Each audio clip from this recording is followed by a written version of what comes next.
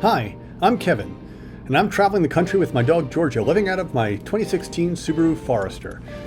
I used to do videos about living in Japan. Now I do them about the country of my birth. Check out all the cool cultural and historical and natural places we visit on our big journey. Also, check out my cooking videos to see some tips on how to cook on the road.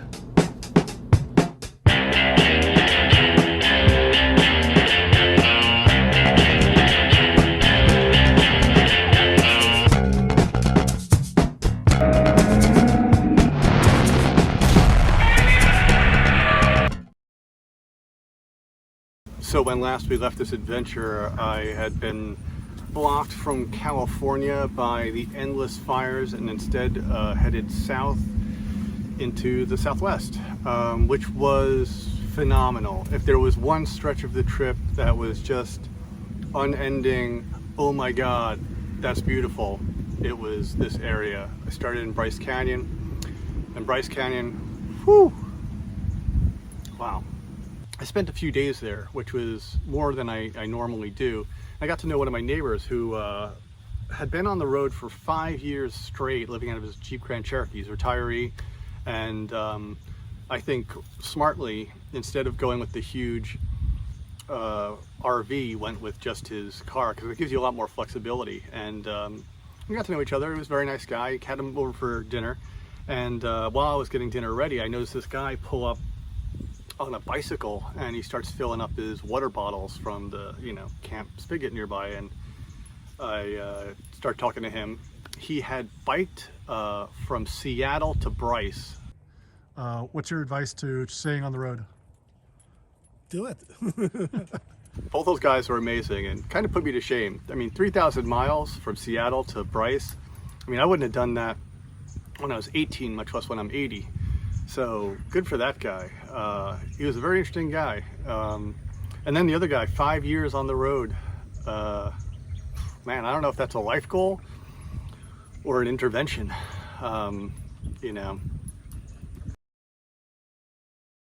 Heading south from Bryce, I stopped at two cool little places. One was Makwe Cave, which once upon a time was a speakeasy, and then later became a regular saloon, and then at some point became an actual like museum featuring luminescent rocks and minerals and Native American and dinosaur exhibits. It's cute. Well, actually, the cafe there is the best reason to stop. Otherwise, it is a little tourist trappy.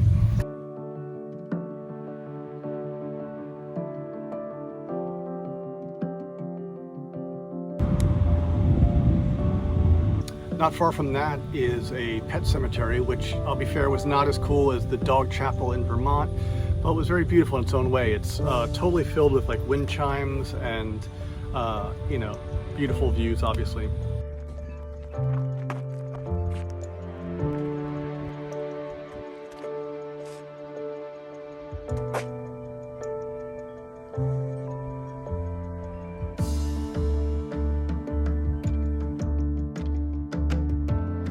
Georgia, I'm trying to do a thing here.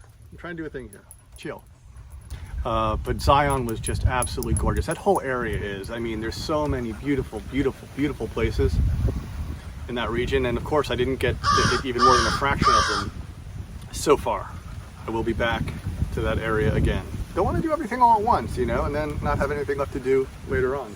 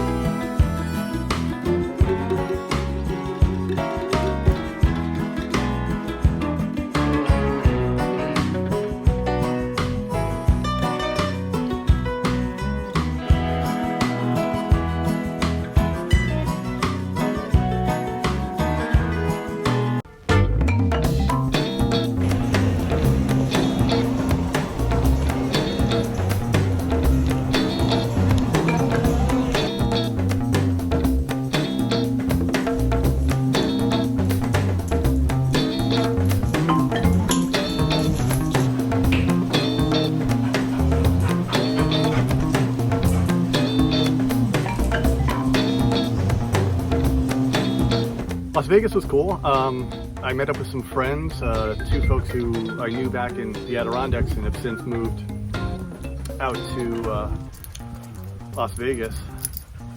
Good for them, you know? Like, if you live in a place that gets yay high of snow constantly all winter, it's very tempting to want to move somewhere where it doesn't.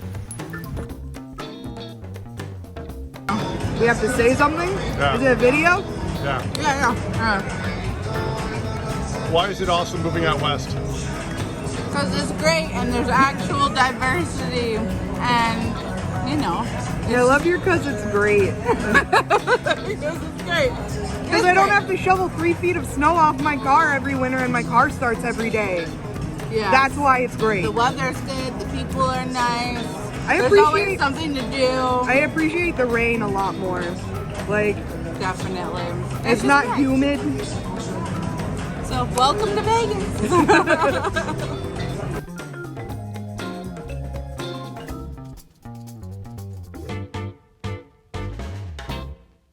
From Vegas, I went to Sedona, Arizona, which was gorgeous. Another friend from the East Coast came out to visit while I was there. So I was partially on tour guide duties as well as enjoying it myself. And we saw lots of amazing things. It was a beautiful, beautiful place. Definitely would recommend going back there. Wow.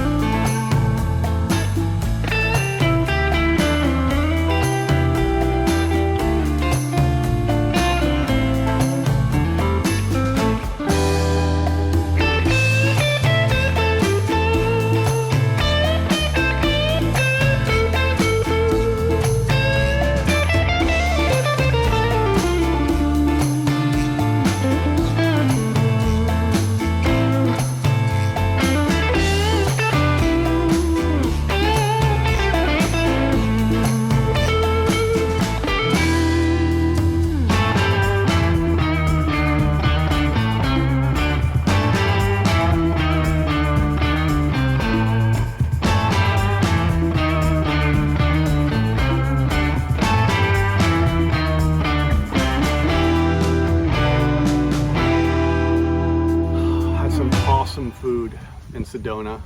Taco trucks are where it's at. Really, anytime you see a taco truck, just eat there. I mean, there's a chance it won't be good, but there's a chance it will be great. It's worth the risk.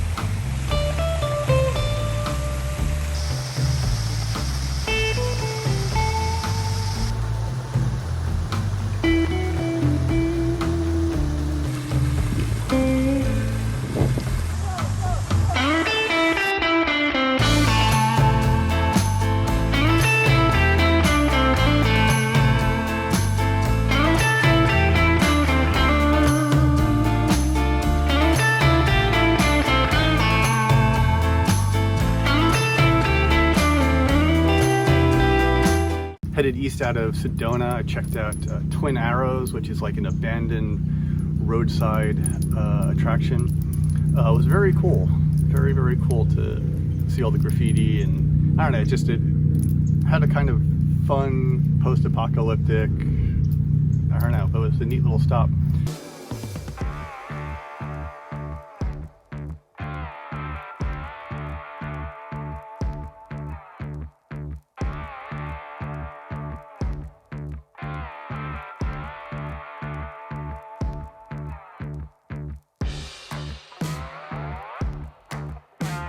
And just east of there, what's a Meteor Crater, which is, as you might expect, a giant meteor crater. It was a little pricey for a big hole in the ground. I'll be honest about that. But it was cool, especially if you were with a family. I could see going there.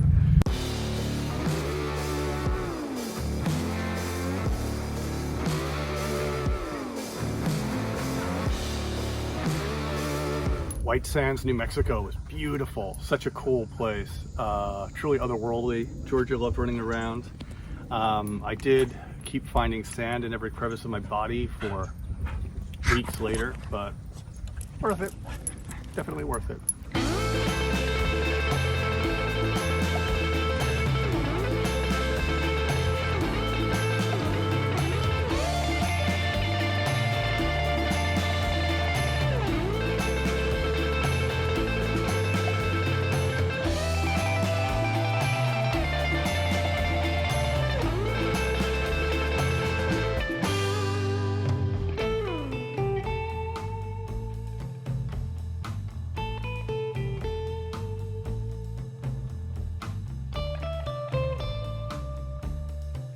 And then finally, I made it to the true end goal of this trip, obviously the world's largest pistachio.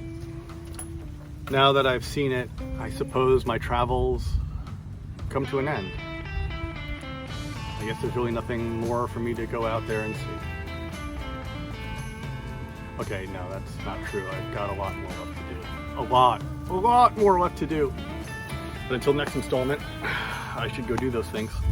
Woohoo!